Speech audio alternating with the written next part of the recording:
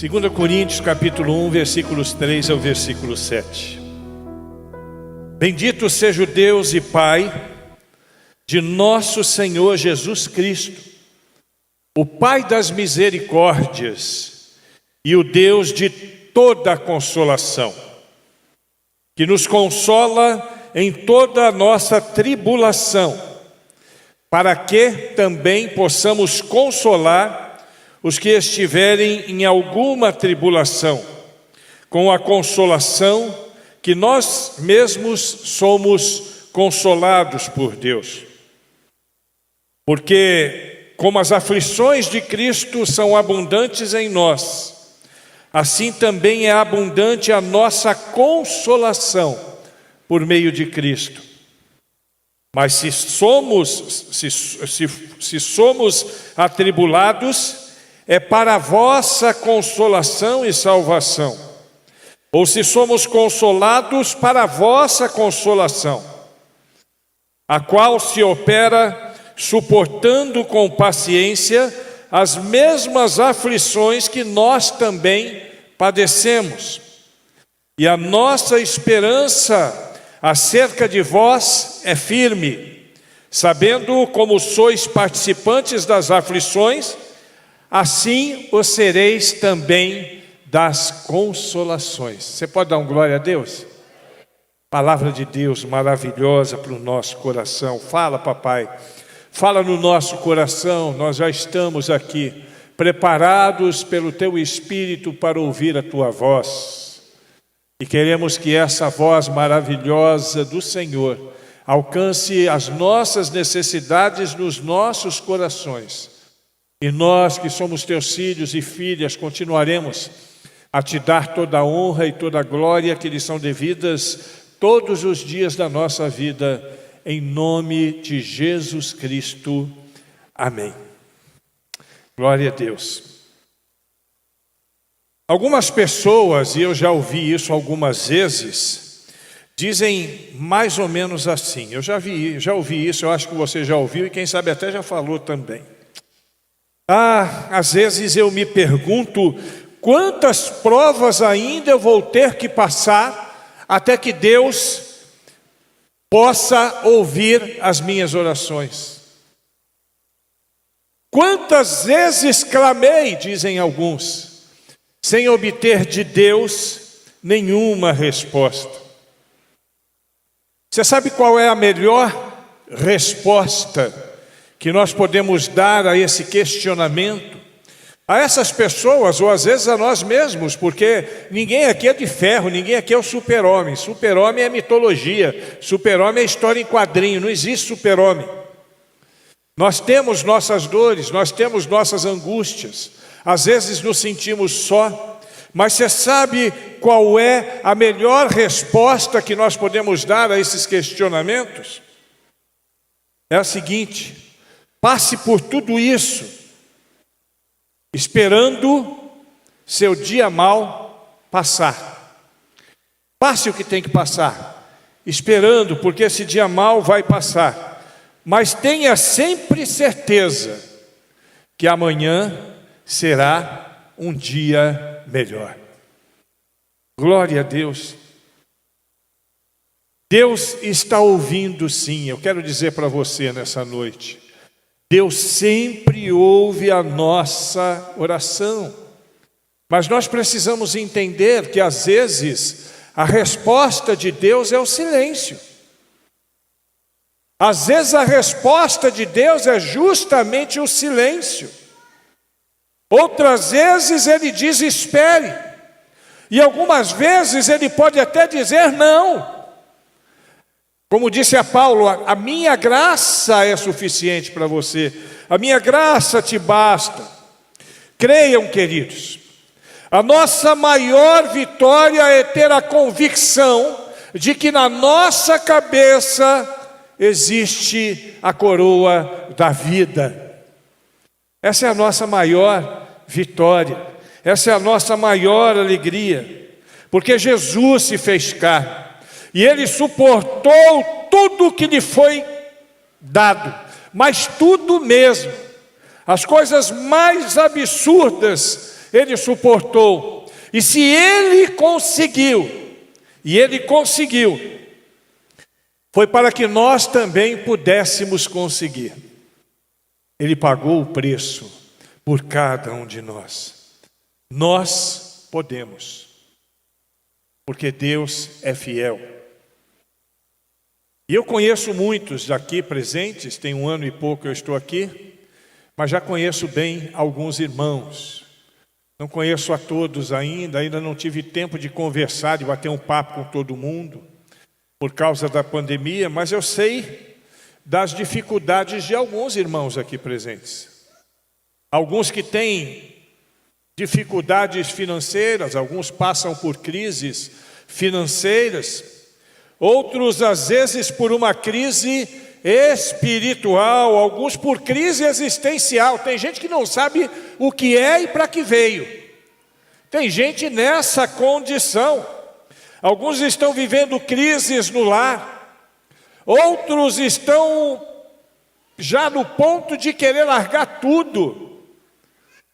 Talvez no meio de nós tenha alguém que nos últimos tempos disse assim: eu estou ao ponto de chutar o pau da barraca e ir embora, largar tudo, não aguento mais. Muita desesperança, muita desilusão. E eu quero dizer para você que nós não estamos blindados quanto a isso, não. Nós somos humanos, carne e osso, se beliscar dói, se pisar no prego fura. O fato de sermos crentes não nos torna pessoas alheias aos problemas dos seres humanos, porque nós ainda somos seres humanos. E talvez você seja um desses que se pergunta: será que um dia isso vai passar? Será que um dia esse quadro vai mudar? E a minha resposta para vocês, como pastor desta igreja, como condutor espiritual da vida de vocês, é um objetivo sonoro e direto: sim, vai passar. Isso vai passar. O Salmo capítulo 30, no versículo 5, diz que o choro pode até durar uma noite, mas a alegria virá pela manhã. Isso é bíblico. E a Bíblia é o nosso livro de cabeceira, a Bíblia é que nos orienta para a vida. O próprio Jesus disse em João 16, 33, no mundo tereis aflição, mas tende bom ânimo. Eu venci o mundo. Jesus está dizendo: aguenta as pontas aí, que a vitória está chegando. E além disso, no final da nossa vida, por fim, quando a morte então nos vier buscar, tudo passará de uma vez por todas. Porque para onde nós formos, e estaremos para sempre na presença do nosso Deus, lá no céu. É um lugar lindo, onde não existirá mais lágrimas, onde não existirá mais dores, onde não haverá doença. Só e somente só alegria e regozijo. Nesse texto eu quero aprender com Paulo nesta noite como lidar com tribulações, e eu quero fazer isso relembrando alguns conceitos bíblicos através desses poucos versículos, que vão me fazer relembrar alguns contextos, alguns conceitos que são importantes. E às vezes, em alguns momentos, a gente tem que reaprender mesmo. Tem que se desfazer de alguns conceitos que são equivocados. E muita gente, por exemplo, tem aquela visão de que a igreja aqui é um mar de rosas. E eu quero dar uma boa e uma má notícia para você. A igreja de fato é um mar de rosas. Mas a má notícia é que onde tem rosas, tem espinho também. De vez em quando cutuca. De vez em quando machuca. Quando eu me converti, em 1988, no dia 21 de junho, eu não posso me esquecer desse dia porque é o meu novo nascimento, né? Então eu faço aniversário nesse dia. Eu aprendi a partir dali uma fé um tanto quanto infantil. Eu achava que tudo ia ser resolvido imediatamente por Deus. Era assim que eu pensava, né?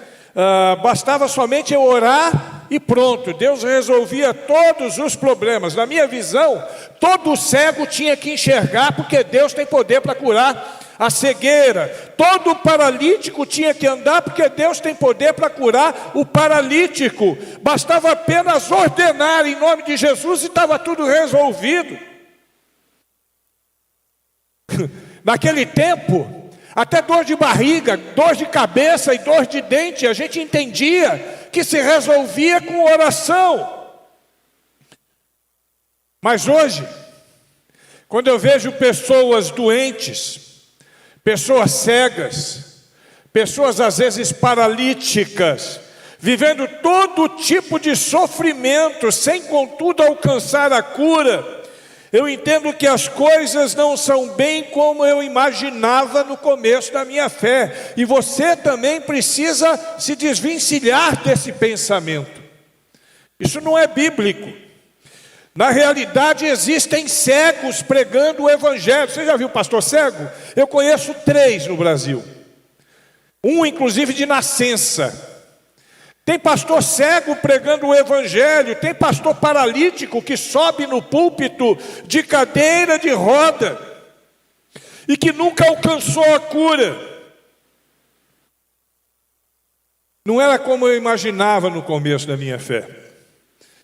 Na realidade, essas pessoas, ao invés de ficarem abaladas por causa dessa situação que vivem, elas se sentem consolidadas na sua fé. As suas bases de fé se tornam cada vez mais sólidas, porque elas sabem que elas estão vivendo aquilo por um motivo que talvez não consigam entender, mas que sabem que Deus está no controle. Deus está sempre no controle de nossa vida.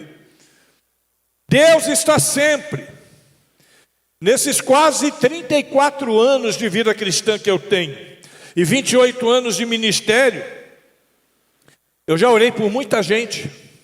Eu já vi gente ser curada no poder da oração. Mas eu também já vi muitos que não foram curados pelo poder da oração. Não é porque Deus não tinha poder para curar, mas era porque Deus, na sua soberania, decidiu que não ia fazê-lo por razões que não me compete saber ou discutir. É problema de Deus. Se Deus é o nosso Senhor, nós temos que deixar aos cuidados dele, sabendo que ele é poderoso, mas que ele faz aquilo que está dentro dos propósitos. Se você concorda comigo, diga amém. Às vezes é difícil falar isso, né? Às vezes é difícil ouvir isso, principalmente quem tem alguma situação e que tem esperança de ser curado. Eu quero dizer para você, não perca a esperança, Deus pode te curar. Mas se Deus fizer, e se não fizer, continua sendo Deus. Aquela canção é muito bonita, canta ela um dia aqui, né, com essa turma. Se Ele fizer, é Deus. Se Ele não fizer, Ele continua sendo Deus. Como diria Jó, né? O Senhor deu, o Senhor a levou. Bendito seja o nome do Senhor. Uai, Deus é quem sabe de todas as coisas. E nessa noite, com base nesse texto paulino, eu quero ver alguns conceitos bíblicos para nós lembrarmos a respeito do consolo de Deus e do cuidado de Deus na nossa vida. Vamos nessa? Diga, vamos nessa, pastor. Amém. Primeiro lugar, Paulo começa dizendo no versículo 3 que Deus, o Consolador, que é o Espírito Santo, que ele define como sendo um Espírito da parte de Deus, e que nós sabemos hoje que é o próprio Deus. Palavra consolar, ela no seu original, ela significa o seguinte: colocar-se ao lado. Mas não é só colocar-se ao lado dando o ombrinho para chorar, não. É encorajando, é ajudando em tempos de aflição. É isso que quer dizer consolar. Então, Jesus cumpria esse papel. Ele estava do lado dos seus discípulos, mas agora que ele estava indo embora, ele precisava que os seus discípulos tivessem um outro consolador, e por isso o Pai envia o Espírito Santo para consolá-los, não somente a eles, mas a nós aqui também. O Espírito Santo está no meio de nós agora, cuidando de nós, nos consolando. Qual o papel principal do Espírito Santo, irmãos? Você já parou para pensar sobre isso? Seria, como dizem alguns nossos irmãos pentecostais, batizar? Seria, porventura, dar dons aos homens, dons de língua, dons de cura? Seria fazer o crente sentir arrepio? Olha, estou todo arrepiado, o Espírito Santo está aqui. Será que esse é o papel principal do Espírito Santo? Sentir calafrios no corpo, será que é isso? Não, irmãos, definitivamente não. A função principal do Espírito Santo é consolar, é estar do lado do crente, é ajudar o crente durante todo o tempo, em todo momento, quer seja no momento bom, quer seja no momento difícil, no momento mau. Os dons que são prometidos e que são certamente dados pelo Espírito Santo, eles são bem-vindos, e eles vêm para os crentes a fim de dar capacidade para que o crente possa se relacionar dentro de um padrão cristão, inclusive cumprindo o seu papel de pregar o Evangelho. Os dons são necessários, mas, em primeiro plano, eu não posso me esquecer que o Espírito Santo é consolador por excelência. Está precisando do consolo? O Espírito Santo vai consolar a sua vida. O Espírito Santo está consolando o Alain agora, durante essa caminhada dele na estrada, 1.200 quilômetros, não deve ter chegado nem em Itabuna ainda. Vai rodar bastante, mas o Espírito Santo está ali. Nunca se esqueça disso. O Espírito Santo, ele veio ao mundo para nos consolar, para cuidar de você, para te consolar, para trazer paz ao seu e ao meu coração. Segundo lugar, olha que coisa interessante, às vezes a gente lê um texto e não percebe alguns detalhes que são importantíssimos no texto. Paulo revela nesse texto que nós lemos algo surpreendente. Ele revela que Deus quer desenvolver em nós o mesmo papel desempenhado pelo Espírito Santo, o papel de consolador também. Opa, pastor, está falando heresia. Estou não. Vamos lá e vamos ver o que diz o versículo de número 4. Diz assim: Ele, o Pai, nos consola em todas as nossas tribulações. E aí vem, para que, tem um motivo, para que também possamos consolar, nós possamos consolar os que estiverem em alguma tribulação, com a consolação que está em nós mesmos, consolados por Deus. Que coisa linda! Eu não sei se você já tinha visto isso antes. Deus nos transforma em consoladores. É claro que não no mesmo nível do Espírito Santo, mas no sentido absoluto da palavra. Ele nos consola para desenvolver em nossas vidas, nas nossas vidas cristãs, capacidade de consolar a outras pessoas, usando a mesma consolação que Deus nos deu. Deus quer que você também e eu sejamos consoladores de vida. Agora perceba, o verso não diz que Deus nos livra. O verso diz que Deus nos consola. Muitos gostariam de mudar esse verbo, né? Livrar para consolar. Muitos gostariam de tirar o consola e colocar o livrar, mas não é isso que o Evangelho diz. Alguns poderiam argumentar assim: ah, pastor, mas esse negócio de consolar é muito comovente, mas não é convincente. Quer dizer, então, que se alguém está sem dinheiro para pagar o aluguel, vem outra pessoa, bate nas costas dele e diz assim: fique firme, irmão, e vai embora. Mas isso não é consolo, irmãos. Isso é parte do consolo. Isso é parte do consolo. Nós precisamos entender que nós somos consolados por Deus para poder chegar nessa pessoa e dizer: olha, meu irmão, eu já passei por coisas semelhantes. Fique tranquilo que Deus vai cuidar de você. Agora, quem vai resolver o problema de fato? Quem vai pagar o aluguel ou ajudar o camarada a pagar o aluguel? Será que é Deus? Ele vai mandar cair dinheiro do céu? Não. Esse irmão que está consolando o outro irmão precisa meter a mão no bolso.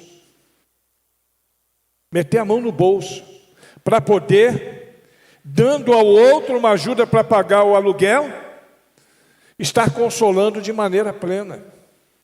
Como o Espírito faz conosco, Ele nos consola, não é só deitar no colinho, se bem que para mim só deitar no colinho dele já está bom, mas Ele faz mais do que isso. Ele nos supre em todas as nossas necessidades. O que é que vocês acham disso? Porque se não fosse assim, esse verso ia ser um perigo, né? Porque senão, se não fosse isso, de agora em diante ia ser só tapinha nas costas. Ah, meu irmão, fique em paz aí que vai dar tudo certo. Não ia mais ninguém ajudar ninguém, era só tapinha nas costas. Vai lá, meu irmão, não desanima não, vai dar tudo certo. Uma hora isso vai se resolver. E o irmão continua precisando comer, precisando pagar o aluguel, precisando cuidar da sua família. Nós temos que, quando consolamos alguma pessoa, dar-lhe as suas necessidades. Lembra que eu falei o que é consolar? Consolar é estar do lado. Consolar é exortar. Consolar é orar por ele. Mas consolar também é ajudar. E esse consolo, esse conceito de consolar, é o conceito de consolar do ponto de vista do Evangelho. Ah, pastor, porque lá no dicionário Aurélio, pode até ser, eu acho até que o dicionário Aurélio eu não tive a curiosidade de ver, mas eu acho que traz essa mesma definição. Do ponto de vista evangélico, o consolo é isso. É meter a mão no bolso às vezes, irmãos. Meter a mão no bolso. E de agora em diante, quando você for consolar alguém, não se esqueça de ir além das palavras com ações. Ações que sejam reais, ações que façam a diferença. Ajude na medida do possível nas aflições do seu irmão, da sua irmã. Muita gente na igreja aflita, que poderia estar livre dessa aflição. Eu fico tão feliz com essa igreja. Essa igreja tem uma visão tão maravilhosa. Quando nós compartilhamos a morte do pai do Alain, alguém colocou logo lá para mim no particular: pastor, vamos fazer uma vaquinha para dar o combustível para ele ir, porque ele vai gastar muito. Olha que amor, que coisa linda, irmão. Isso comove meu coração, mas eu já tinha falado com eles. Eles disseram que não precisavam, estavam preparados. Mas esse amor que comove, esse amor que constrange. Precisamos às vezes meter a mão no bolso, dar um par de sapato daquela dúzia de par de sapato que nós temos em casa para uma irmãzinha que às vezes só tem um par de sapato que ela guarda para o domingo. Aí o resto da semana ela anda de sandália para poder vir mais bonitinha para a igreja. A gente com uma dúzia de par de sapatos em casa. Dá um par de sapato. Compra uma cesta básica, manda entregar na vida dele. Outra coisa que eu sou apaixonado dessa igreja, quando a gente fala cesta básica, isso aqui vira um verdadeiro furacão, né, Ana? Vem alimento todo lado, glória a Deus. Mas não espera fazer campanha, não. Você sabe de um irmão que está com necessidade? Compra uma cesta básica, coloca nas costas, vai lá na casa do irmão e diz assim: olha, papai do céu mandou trazer isso aqui para você. Isso é consolo, irmãos. Isso é cuidado. A igreja precisa consolar, a igreja precisa cuidar. Nós precisamos ser bênçãos na vida dos nossos irmãos, assim como o Espírito Santo, nosso Consolador, é bênção na nossa vida, provendo todas as nossas necessidades. Amém? Terceira questão. Paulo, ele de novo faz uma afirmação surpreendente, agora no versículo de número 7. Ele afirma que para você ser participante das consolações, você terá que ser também participante das aflições. Olha o que está escrito lá: e a nossa esperança acerca de vós é firme, sabendo que como sois participantes das aflições, assim o sereis também das consolações. Agora, quando a gente lê esse texto, a gente precisa esclarecer uma coisa. Essas aflições que Paulo está dizendo aí, dizem respeito a uma vida devota ao Evangelho, à integridade das pessoas, e não a aflições que são produzidas por nós mesmos, né? A pessoa às vezes se endividou, descontrolou no cartão de crédito, gastou o cheque especial todo, quando recebe, eu sei o que é isso, que eu já vivi isso. Quando caía o crédito na conta, cartão de crédito comia tudo, você já começava do zero de novo no cartão de crédito, né? Não tem dinheiro para pagar a conta. Outras pessoas que têm um problema na vida conjugal, vai lá, arruma um relacionamento extraconjugal, e para piorar as coisas, porque nunca tem algo ruim que não possa ficar pior, né? Aí engravida a menina, e aí vive numa aflição terrível. Outros que tomaram decisões erradas, sejam quais forem essas decisões, que levaram a consequências terríveis. É preciso deixar claro que Deus pode sim livrar um crente, e sempre livra o crente de uma aflição que ele, em sua imprudência, tenha provocado. Deus é fiel, Deus é bom. A Bíblia diz: aquele que se arrepende e deixa, alcança misericórdia. Mas lembrando que para isso nós precisamos usar o recurso da oração e do arrependimento. Uma oração verdadeira e um arrependimento genuíno. Para isso também que a oração existe. E Paulo conhece bem o Deus que ele serve e sabe que ele e a sua soberania pode livrar os que oram. Por isso ele pede oração aos irmãos. O próprio Paulo, lá no versículo 11, ele diz assim: ajudando-nos também vós com orações por nós.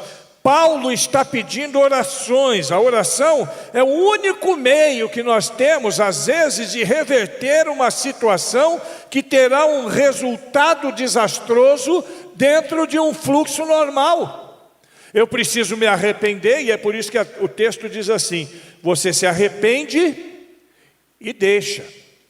Não adianta se arrepender e continuar no mesmo lugar, porque você vai cair de novo. E aí você se arrepende e deixa, alcança o quê? Misericórdia de Deus. A oração é o único meio de curar um problema irreversível. Um caso clássico é da doença incurável, ou de um filho que se envolve com drogas, ou de um marido ou uma esposa que se desviou do Evangelho. Vamos à realidade. E aí a gente vai entender por que tanto problema. Onde nós erramos? Alguém já fez essa pergunta?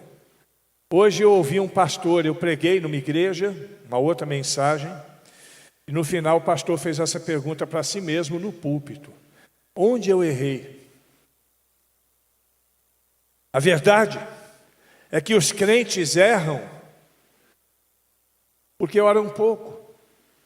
ou alguns nem oram, oram sem fé, oram pedindo coisas absurdas, não vigiam. É terrível. Alguns estão querendo dar ordem para Deus como se Deus estivesse submetido a nós como o gênio da lâmpada. Outros decretam e usam frases de efeito. Você já deve ter ouvido isso. Amarra aqui, amarra ali. Vai para o abismo, queima esse mal. Receba a bênção, eu profetizo isso, eu declaro aquilo. Olha, querido, eu vou dizer um negócio para você. Deus não está nem um pouquinho incomodado com essas frases de impacto. Até porque Deus não é manipulável. Nós não podemos manipular a Deus. Ele olha o nosso coração, a nossa integridade. Jeremias 29:13 diz assim: buscar-me-eis e me achareis. Quando? Quando me buscares com todo o vosso coração. Por isso o Evangelho precisa ser integral. Precisa ser o Evangelho de todo o coração, de toda a alma, com toda a força, com todo o entendimento. Deus quer a cada um de nós por inteiro. Ele não aceita pedacinhos. Ou é tudo ou nada. Com Deus é assim. Tudo ou nada. Não dá para ir dissecado. Coração dividido para Deus não serve. Olha aqui para mim, querido. Seu coração precisa ser 100% de Deus. O meu coração também. O nosso problema hoje é que a nossa oração ela se transformou num estilo pós-moderno, né? A gente não tem tempo para orar. O estilo da pós-modernidade, não tem tempo para orar, então vai orando dentro do carro mesmo, enquanto está andando, né? Quando se dirige para o trabalho. E nenhum problema com esse tipo de oração. Só que eu preciso ter aquela oração do quarto. Lembra da oração do quarto? Entra no teu quarto, fecha a tua porta. E aí eu quero lembrar para você que este quarto não significa que você tem que orar literalmente naquele aposento, mas isso tem um sentido, que você tem que estar sós, completamente a sós com Deus, para dar um tempo de qualidade para Deus. Nós não damos um tempo de qualidade para Deus, nós ficamos mandando telegrama. Aliás, hoje já não é mais telegrama, né? Nós ficamos mandando torpedo, também já não é mais torpedo. É mensagenzinha de WhatsApp. Daqui uns dias nem sei o que vai ser. Eu acho que daqui uns dias a gente faz assim. Já foi. Não está longe disso não. A gente não coloca mais sentimento na oração, irmão. A gente não tem mais vibe para orar. A gente não vibra com a oração. Esse é o nosso problema. Querido, Jesus nos ensinou a orar no quarto para que nós tenhamos intimidade com Ele, para que nós possamos nos relacionar com Ele de maneira efetiva. Isso significa intimidade. Vou dizer um negócio para você, você que está nos ouvindo em casa, e para mim também que estou aqui sentado no banco. Você não está me vendo ali, mas eu estou sentado no banco, aliás ali, né? Estou sentado ali ouvindo essa mensagem também. Muitos de nós perdemos a intimidade com Deus. Isso é terrível, Narã. Quando a gente perde a intimidade com Deus. E por isso nós temos que reaprender isso o mais rápido possível. E por último, em quarto lugar, preste atenção no que eu vou te dizer agora, irmãos. Isso é muito importante. O tamanho do seu problema. Nós estamos falando de consolo. O tamanho do seu problema é inversamente proporcional ao tamanho da sua fé. Você entendeu o que eu disse? Vou falar de outra forma.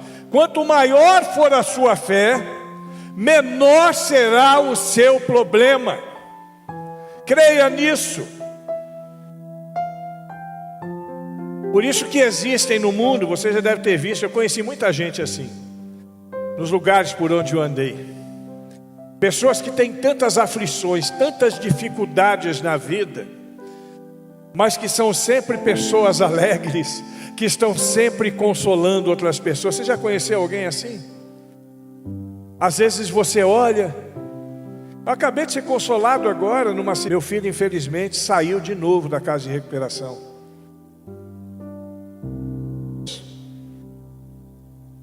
Isso não tira a minha alegria, porque eu sei que o meu filho está nas mãos do Senhor. Eu conheço algumas pessoas assim, conheço pessoas que nem crentes são, apesar das aflições, estão sempre alegres. A Bíblia quer ensinar a cada um de nós como é que nós vamos lidar com quase nada para nós. Cada raio me dá um puxão de orelha nesse sentido. Uma calça da Zup, comprei. Outros dizem assim, irmão, eu estou triste. Irmão, em problema. Eu que sou eu, depois que estou aqui, eu já ganhei 3 pares de sapato em um ano. Bom, e Deus sabe que quando eu ganhei o primeiro, meu sapato já estava quase abrindo o bico. Deus sabe. O nome dele é Nick Vujicic. Cara, ele não tem nem perna e nem braços. Pense numa pessoa que não tem perna, Julita, e nem braços. Ele dá palestra no mundo inteiro. Ele dá palestra para igrejas, para estudantes, sobre superação e autoajuda. E tem uma frase dele que é tremenda, entre tantas que ele fala. Ele diz assim, olha o que ele disse. Ele é crente, graças a Deus ele é crente. Ele diz, quando as circunstâncias da sua vida mudam, vitória é quando o seu coração muda. Olha que frase, irmãos. De uma pessoa que não pode andar, que não pode mexer, não pode fazer isso que eu fiz aqui. É por isso que as epístolas de Paulo não fazem tanto sucesso em algumas igrejas por aí. Igrejas que estão focadas só no sucesso, só no dinheiro, só na fama. A Bíblia conta uma história interessante, dentre tantas outras, né? E essa está lá no livro de Atos, se eu não me engano, capítulo 14. Quando Paulo e Barnabé foram a uma cidade chamada Listra. Vocês já viram essa história? Eles foram a uma cidade chamada Listra. E ali eles curaram um homem aleijado que nunca tinha andado. Quando as multidões viram aquilo, pensaram que eram os deuses. Não, os deuses estão entre nós. E acabaram dando o nome de Júpiter para Barnabé.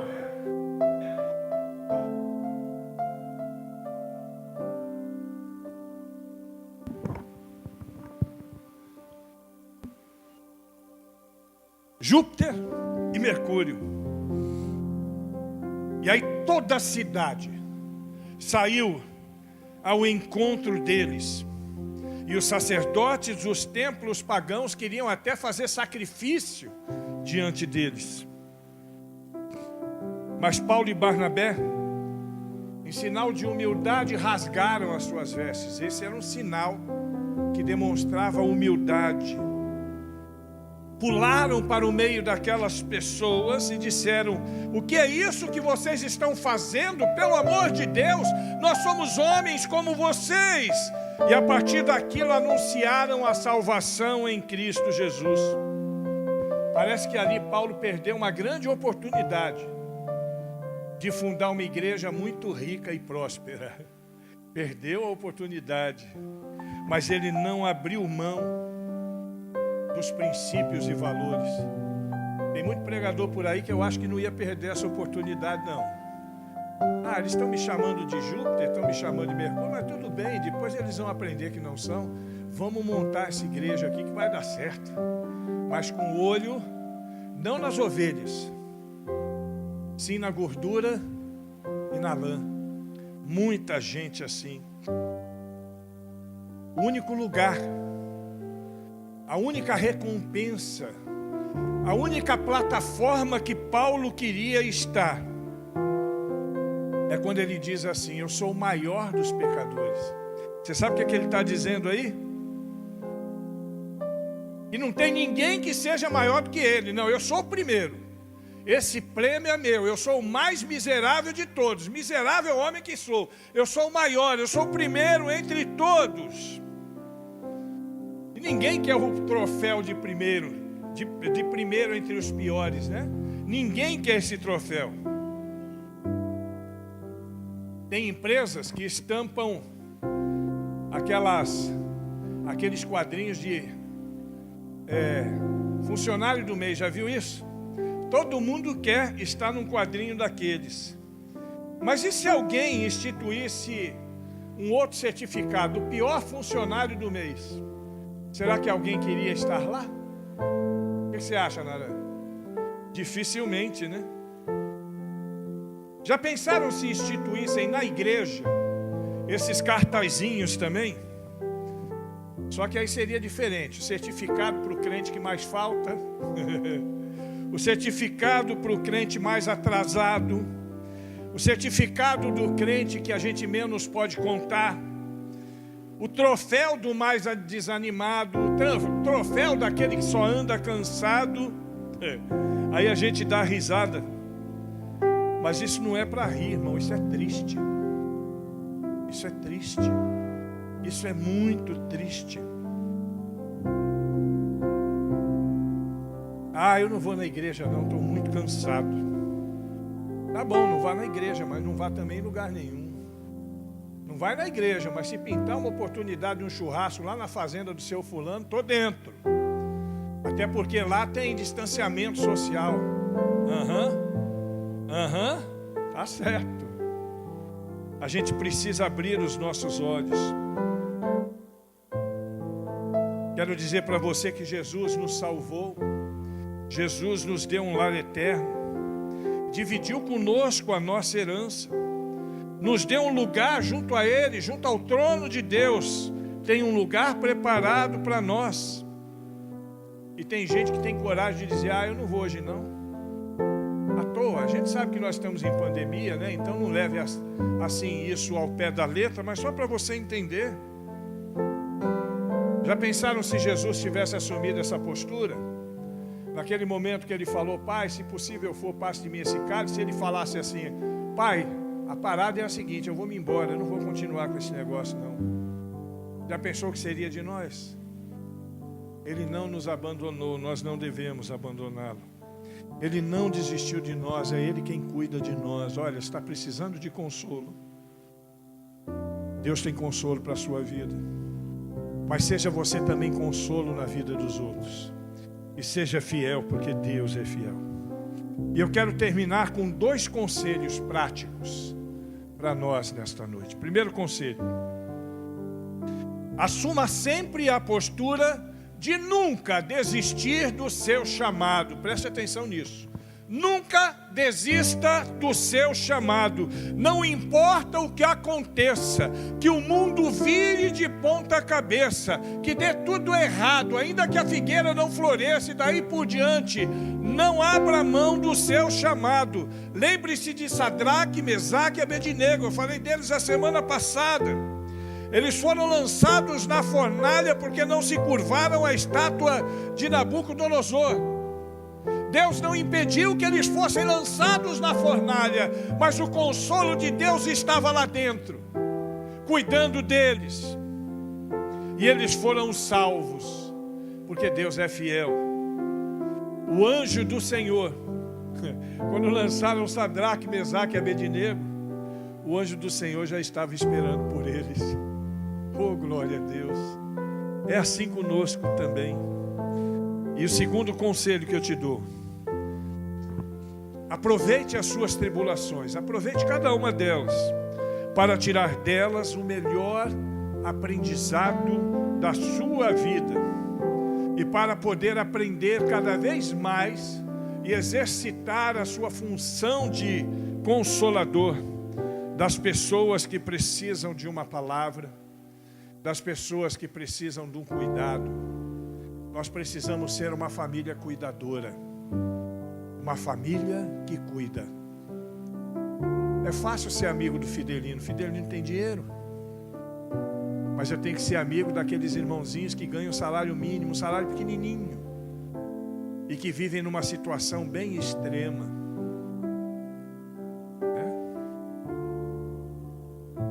Existem pessoas, queridos, que precisam de nós. Existem pessoas que precisam de vocês. Assim que essa pandemia passar, agora não, mas vá pelo menos uma vez por mês, pelo menos isso, ao encontro de alguém que precise de um cuidado. Vai lá, aliás, dá, até com pandemia dá. Não precisa levar ninguém com você, não precisa ir, porque o problema de crente é que crente quer viver igual carnaval, só vai em bloco, né? Ele tem que aprender ir sozinho também. Vai na casa de alguém que precisa, leve o consolo a ela, ore por ela, fale do amor de Deus para ela. E se você sabe que ela precisa de alguma coisa, leve essa alguma coisa para ela. E diga para ela, não se esqueça de dizer aquilo que Deus mandou dizer para você aqui. E você vai dizer para ela também. Tenha fé, porque um dia tudo isso vai passar. No tempo de Deus, tudo isso vai passar. Eu quero que você feche os seus olhos e curve a sua cabeça.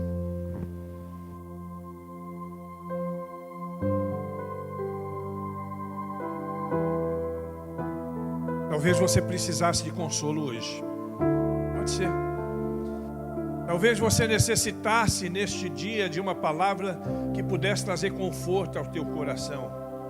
Eis essa palavra aí diante de você. Mas talvez você se lembre de alguém que precisa também desse consolo. E que você pode ser um consolador na vida dele. O que eu recomendo a você? Não perca a oportunidade de ser bênção. Não perca a oportunidade de abençoar. Que a graça de Deus, a misericórdia do Senhor, sempre nos conduza a boas práticas na vida cristã. Não para sermos salvos, porque não precisamos disso, mas porque somos salvos. Ó Deus, nós agradecemos por esse tempo tão gostoso na Tua presença, compartilhando com irmãos e irmãs, louvando ao Senhor, orando, contribuindo financeiramente, ouvindo a Tua palavra, e consola o nosso coração. Ajuda-nos, Senhor, a entender o consolo que vem dos céus, através do Espírito Santo, e a entender que o Senhor nos prepara para que sejamos consoladores dentro da nossa família, na família espiritual, na sociedade, em cada lugar, nesta cidade e quiçá em outras partes do Brasil e do mundo. Abençoa cada um de nós, Senhor. Cuida de nós. E que o amor de Deus Pai, a maravilhosa e incomparável graça de Jesus Cristo, e este consolo que vem do Espírito Santo de Deus, que conforta a nossa vida, que nos dá o que precisamos e que está sempre conosco, continuem conosco e com todo o teu povo espalhado pela superfície da terra, hoje e sempre. Amém. Deus abençoe a sua vida, te dê muita paz, no nome de Jesus Cristo.